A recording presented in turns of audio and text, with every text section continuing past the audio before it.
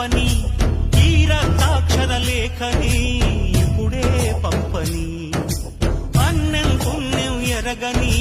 మా సీమకిరా రమ్మని ఆహ్వానం అందించని మెరిసే చూపుని తొలగింది ముప్పు అని నీలి మప్పు మనసారా నవ్వని చిరుజల్లు ముంపు మన ముంగిలంత ముత్యాలే చల్లని ఆశా సుగంధమైనే